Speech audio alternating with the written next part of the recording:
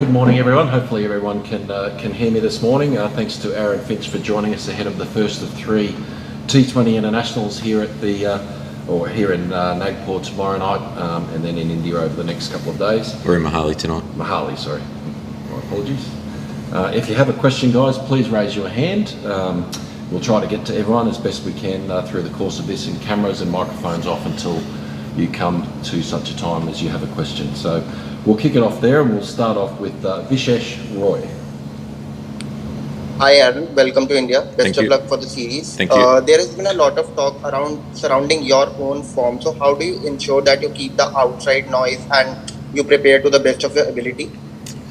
I think over a long period of time you get pretty comfortable with criticism and stuff like that. But in T20 cricket, I feel as though my form's been really good for quite a while now. I think if you separate the ODI form and the T20 form, then they're totally different. They're two different formats of the game. So, yeah, we're just really excited to be here and kick off this three-game series tomorrow. Just another one from me. How do you see the role of Steve Smith heading into the World Cup? Earlier on, there was a Mr. Fix-It tag associated with him. So have you gotten rid of it now?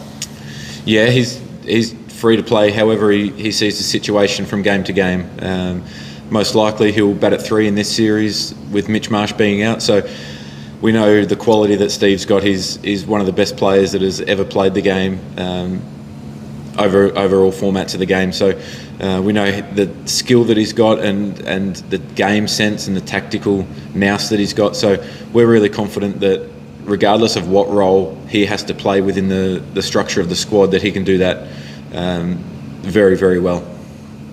Thanks and best of luck for the series. Thanks, mate. Chloe. Hey Finchy, I guess there's been a lot of buzz around Tim David since he was announced in the squad. I wondered, is the 11 finalised for tomorrow yet, and is he in it? We haven't finalised it just yet. We're going to wait until we see the wicket today at the ground, but Tim's been super impressive for a long period of time in T20 cricket now. He's someone who we know has got the power, obviously. He's shown that all around the world wherever he's played. The fact that he's come into the squad with such a great attitude, he's been training brilliantly, has been outstanding. He's a really good all-round package with his ability to bowl a few overs, very good in the field. So, yeah, we're excited what he brings to this squad. Aritra. Thanks, Finchy. Good luck. Cheers, thanks. Thanks, Chloe. Aritra. Yeah, hi Finch, hi, morning. Yeah. So Aaron, last night I was watching Australia's practice in which you, Steve Smith and all were batting, and you guys were consciously playing a lot of sweeps, reverse sweeps and lap shots. Was it keeping the Indian conditions and tackling the Indian spinners in mind, or was it just general, you were just improvising? I think in these conditions, you always got to be looking to improve, and I think the strength of this squad is everyone's ability to continue to learn and grow. I think we've seen over the last 10 years how much the game has developed, and you just, as a player personally, you have to keep looking for ways to improve and ways to stay ahead of the competition, or just ways to improvise to provide you with some more options out on the field. So it's nothing that we've talked about as a group or anything like that. It was just literally guys practicing for what they may face. I think if you're never going to go into a game and play shots or do something that you don't practice. So it's just about trying to provide some more options, and no doubt some guys will be that'll be some shots that guys have been trying to add into their game for quite a while. So there's nothing to read into that, to be honest. Right, thanks. Subaya.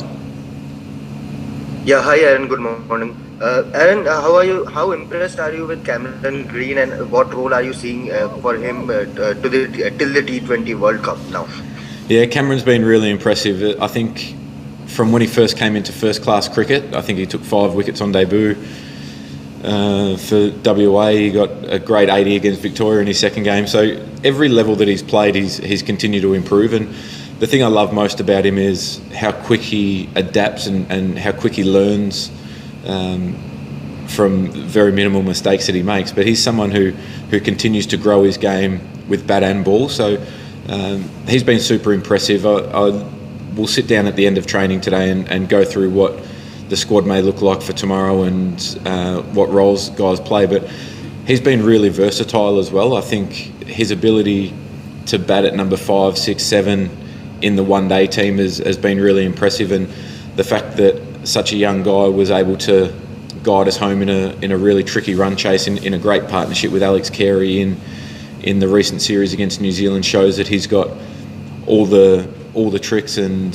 the game sense for such a young guy to be super successful in all 3 formats for Australia. But he's just such a great kid, someone who continues to impress with everything that he does.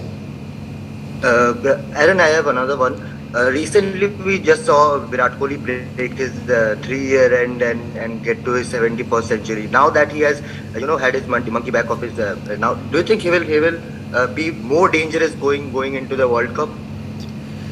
You would be a very, very brave man to write off Virat at any stage. He's shown for 15 years now that he is one of the greatest players of all time, and particularly in T20 cricket, he's someone who has developed his game and grown his game over such a long period.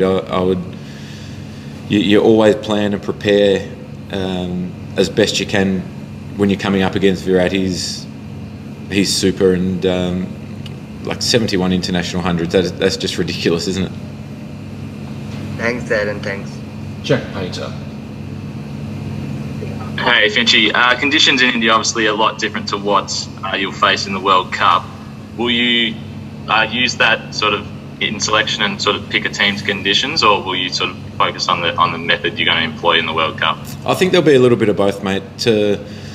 Every decision that we make, I think, has one eye towards the World Cup, and seeing the wicket yesterday looked like there was quite a bit of grass on it, and we know in Mohali the ball can swing around and it can carry through quite a bit. So I think we'll be mindful of not being too narrow-minded in terms of our focus just forward. What we'll do is, what we've tried to do over the last sort of 6, 8, 10 months is make sure that everything that we're doing in the T20 space ties back into the World Cup. And for us, it's about making sure that once we get there, that we've had plenty of different combinations of teams that we can play, because the last thing you want to do is have an injury derail your whole campaign because you're pigeonholed into playing one style of cricket or one structure of team. So there'll be a little bit of mixing and matching, but still with that one eye towards the World Cup to make sure that we're still as rounded as we can be as a squad.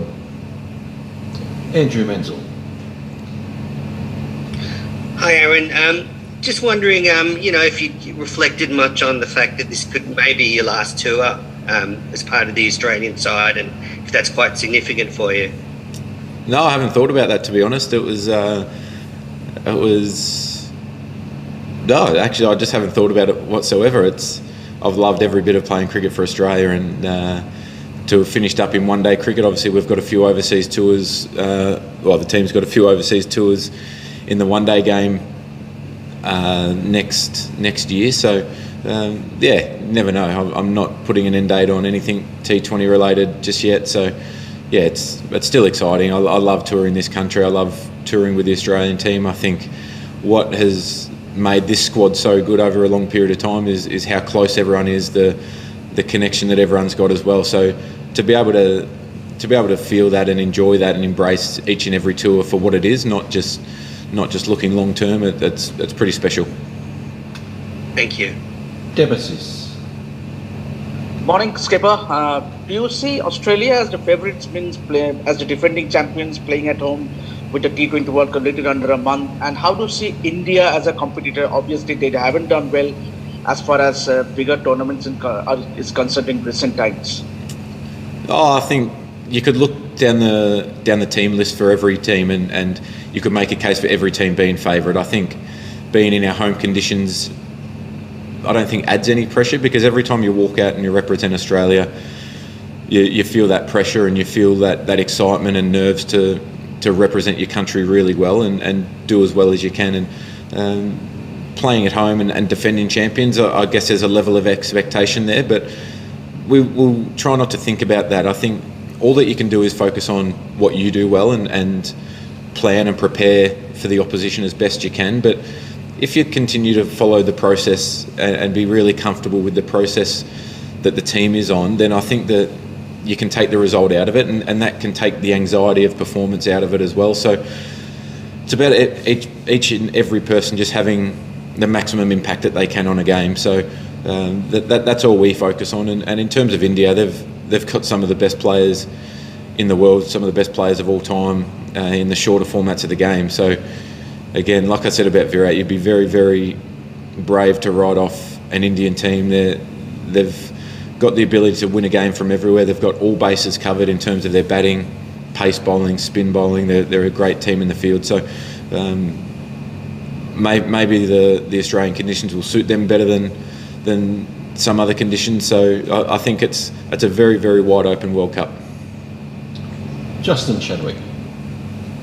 Yeah, good day, Finch. You touched on earlier that your form in T20 ranks has been pretty good. Just mentally entering games, how different is it for you going into a 2020 game compared to the ODIs where things just weren't working for you?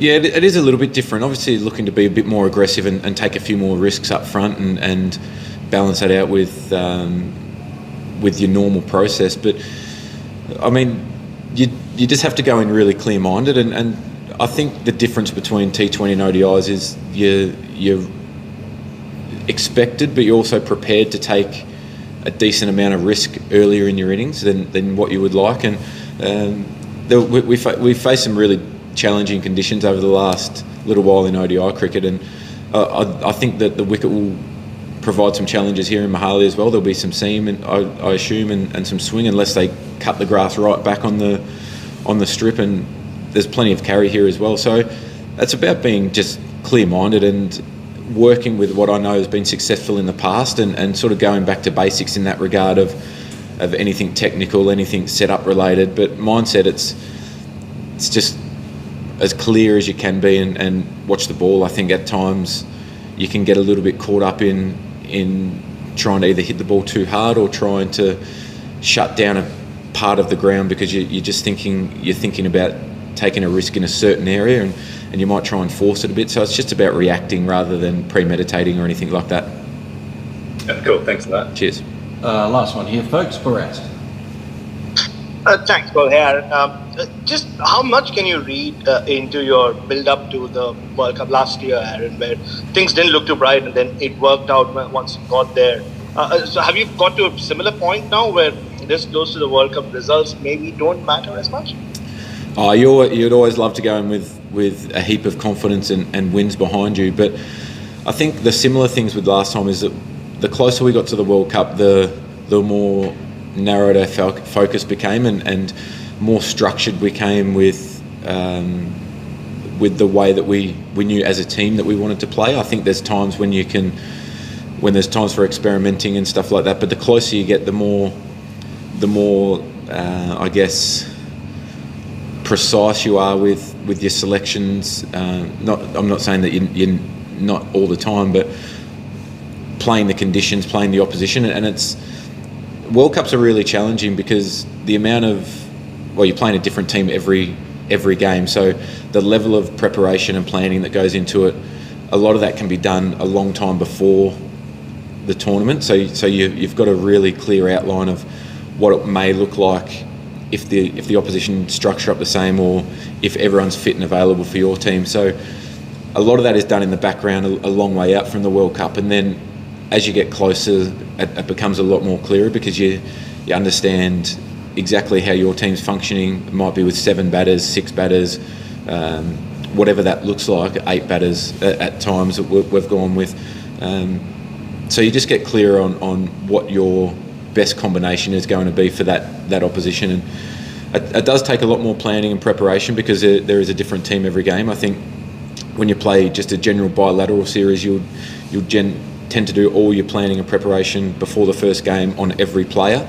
You'll have your meetings as batting and bowling groups, as spin groups. So then you're able to, once the series starts, then that's really quick, and you're reviewing a game and you're looking forward about things that you can tinker. But you've got to do that whole process over and over again every time for a World Cup, which is really exciting. That's a part of the game and a part of captaincy that I absolutely love. So yeah, that's all good fun. Sorry, Cole, if I could just slip another quick one in, a quick question in, I should say. And just about Tim David, we don't know how he's going to go in international cricket, but when you have someone with a serial six-hitting a reputation, does the batting approach kind of change a bit so that you want him to give him more time in the middle? No, I think it just comes down to Tim playing the situation and having the awareness that he's shown over a long period of time now. I think for him to do what he's done in the Big Bash is fantastic. For him to go to the PSL and have a huge impact, batting a little bit higher in the order at number 4 was huge for him. And then on the back of a really great ending in the IPL where he showed his class, to me that shows that he's got the game to be really successful in international cricket. And for somebody to walk into international cricket, having played quite a bit of franchise T20 around the world, that gives you so much experience as well. And being an international, being an overseas player has its challenges at times because the expectation is really high. So the fact that Tim has experienced that all around the world already is I think that prepares you as well as you can for international cricket. So we're not going to ask him to do anything that he's never done before. We back his skill set, we back what he brings to the table, and we back that his best is well and truly good enough for international cricket. Thanks, Brad, and thanks to Aaron Finch for joining us on the eve of the first T20 match here in tomorrow night. Thanks guys.